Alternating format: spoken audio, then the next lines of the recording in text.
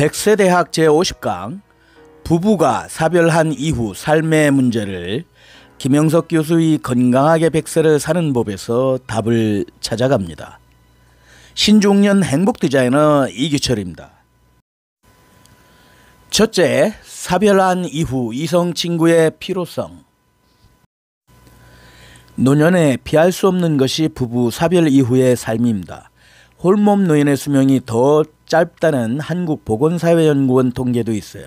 이렇게 부부가 더불어 사는 것이 끝났을 때 사별할 때 오는 어려움인데요. 사람들이 많이 겪는데 나도 이런 문제를 내 아내가 떠나고 10여 년을 쭉 살아보니까 가급적이면 혼자 안 사는 것이 좋아요. 통계 수치로 쭉 보면 혼자 있는 사람이 오래 못 살아요. 내 친구들도 80세가 넘어서 부인이 세상을 떠나니까 자기 혼자 살아본다고 하는데 그 정신적인 고독함이 그렇게 심한가 봐요. 그래서 어려움을 느끼고 그래요. 그래서 모든 사정을 얘기할 수 있는 가까운 여자친구가 있는 것이 아들, 딸들의 위로를 받는 것보다 나아요. 둘째, 재혼하려면 재산 분배 끝내야 돼요. 그러면 아들, 딸도 편해요. 얼마 전에 제자를 만났는데 82세인가 됐어요. 선생님, 저 마음에 맞는 여자도 있고 재혼을 하고 싶은데요. 8년을 혼자 있다 보니 혼자 있으면 안 되겠어요.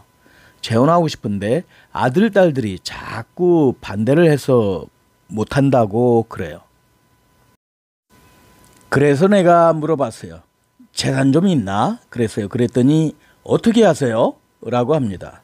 재산이 있는 아버지는 결혼 못합니다. 아들, 딸들이 무조건 반대하죠. 재산을 뺏기게 되거든요. 그래서 그 문제부터 처리하라고 했어요. 여기까지는 내 것. 이건 내 아버지의 자유. 그리고 결혼하고 뭐 대단히 복잡하지 않아요.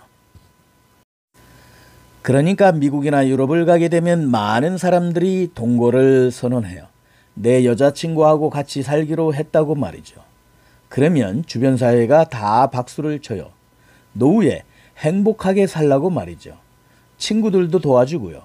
나는 그래서 동거를 선언하더라도 혼자 안 있는 것이 좋아요. 셋째, 울타리 넘어 더불어 친구가 필요합니다. 또 하나는 가정이라고 하는 울타리를 조금 넘어서서 일을 더불어 하는 친구가 있어야 돼요. 우리는 그것을 너무 소홀히 여기는 것 같아요. 내 나이쯤 되게 되면요. 가정보다도 더 귀한 것은 내가 존경하는 친구들이에요. 안병욱 선생님과는 내가 60년 친구로 지냈어요.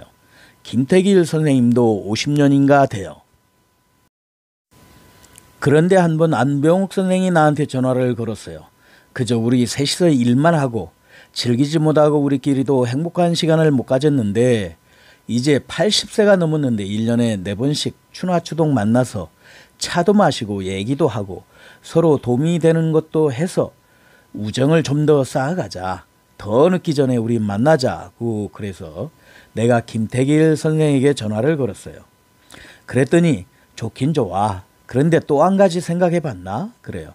또 한 가지가 뭔데? 그랬더니 우리 다 80대 중반인데 흐르는 세월을 누가 막나? 누가 한 사람씩 가야 할 것 아냐? 이렇게 멀리 떨어져서 열심히 일하다가 누군가 먼저 가면 갔구나 하고 아픔이 되는데 이렇게 정들었다가 한 사람 가면 가는 사람이야 모르지. 남아있는 사람이 힘들어서 어떻게 살아? 그리고 마지막 남은 사람을 생각해봐. 그대로 이대로 있자고. 그러다가 가게 되면 일 많이 하다가 갔구나 하고 위로받자고. 그래요. 그리고 다시 생각을 해보니 또 그렇더라고요. 이대로 살아보자고. 그리고 다음 해쯤인데 안병욱 선생한테 전화가 왔어요. 김 선생, 우리 셋이 열심히 뛰었는데 이제는 김태길 선생도 가시게 됐고 나도 얼마 안 남은 것 같아. 그리고는 가셨어요.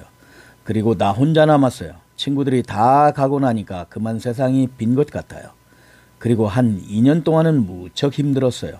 그런데 한 2년쯤 지나고 나니까 그래, 두 친구가 못다한 마무리를 내가 하고 가면 되지. 그래서 요즘은 친구들 마무리하느라 열심히 뛰어다니고 그래요. 넷째, 죽음의 두려움의 2가지 준비입니다. 그래도 제 나이가 되면 죽음이 올 것이다 생각을 해요.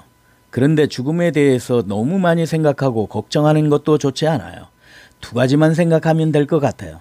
하나는 내 신체적인 죽음, 생리적인 죽음은 운명으로 받아들여라. 단지 죽을 때 너무 심한 고통을 받지 않고 죽는 것은 복입니다. 요새 웰다잉 운동이 바로 그것이죠. 죽음을 너무 어렵게 보내지 않고 편하게 보냈으면 좋겠다. 둘째는 사회에 모범을 보여 삶의 의미를 남겨라. 나 같은 사람에게 제일 문제가 되는 것은 내 신체가 죽어서 세상을 떠났다고 해서 내 인생과 내 삶의 의미와 가치가 다 없어지고 만다. 그러면 안 될 것 같아요. 무엇인가 모범을 보여주고 삶의 의미를 남겨주고요. 그래서 내가 그런 얘기를 합니다.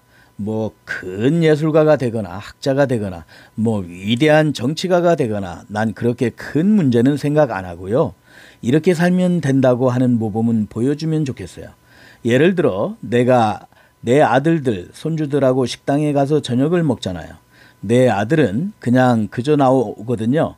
나는 서빙해준 직원들에게 고맙다고, 늦어져서 미안하다고, 감사하다고 인사하고 나오게 돼요. 그런데 아들, 딸들이, 손주들이 볼 때 뭐라고 합니까? 할아버지 꼭 인사한다. 우리 할아버지 좋은 점이 있다. 그렇게 살아가는 방법은 얼마든지 있어요. 그래서 내가 뭔가 흐르는 역사 속에 긍정적인 것 하나 남겨주고 그 다음에 성경을 읽어보면 밀알 한 알이 땅에 떨어져서 썩으면 열매를 맺고 썩지 않으면 한 알 그대로 있는다는 그런 얘기가 있잖아요. 그런데 이기적인 사람은 안 썩으려고 그래요. 그래서 그만 없어지고 말아요. 그런데 역사가 무엇인가 아는 사람은 때가 오면 썩을 줄 알아요. 그래서 더 많은 열매를 남겨주고 가는 것이 인생이다라는 것을 알게 될 거예요. 아마 막연하지만 우리 주변을 쭉 정리해보면 그래도 우리들의 인생을 좀 더 행복하게 살 수 있지 않을까?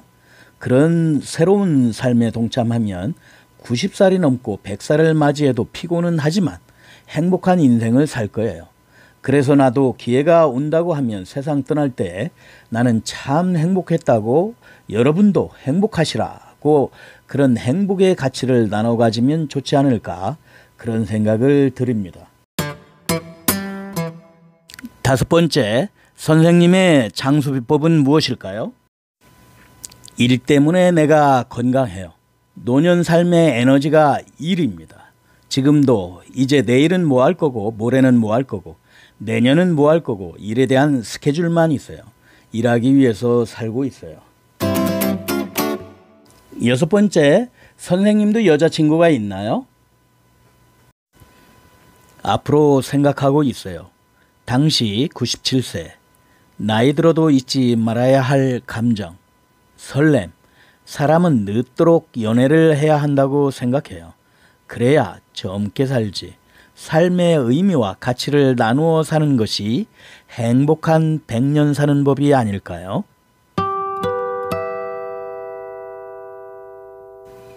종결 키포인트. 부부가 사별한 이후 삶의 문제를 김영석 교수의 건강하게 100세를 사는 법에서 답을 찾아갑니다. 첫째, 사별한 이후 이성 친구의 필요성입니다. 둘째, 재혼하려면 재산 분배 끝내야 합니다. 셋째, 울타리 넘어 더불어 친구가 필요하죠.